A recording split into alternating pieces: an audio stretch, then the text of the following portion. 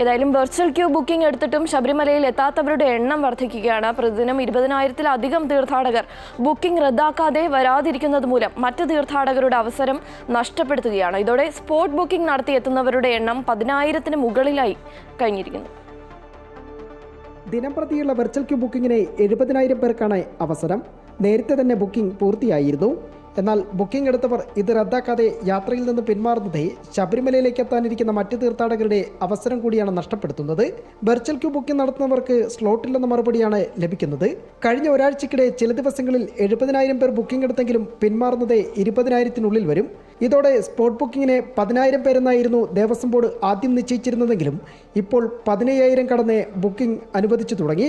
നട തുറന്ന് ഒരാഴ്ചയ്ക്ക് ശേഷം സ്പോട്ട് ബുക്കിംഗ് കൗണ്ടറുകളുടെ എണ്ണം കൂട്ടിയതും തീർത്ഥാടകരുടെ വർധനവിന് കാരണമായി. എന്നാൽ ഇതര സംസ്ഥാനങ്ങളിൽ നിന്നെത്തുന്നവരെല്ലാം വെർച്വൽ ക്യൂ ബുക്കിംഗ് എടുത്തു വരുന്നവരാണ്. ഇവരാണ് വെർച്വൽ ക്യൂ ബുക്കിംഗ് കിട്ടാതെ യാത്ര റദ്ദാക്കുന്നവരിൽ ഭൂരിഭാഗം പേരും. അമൃത ന്യൂസ്, സന്നിധാനം.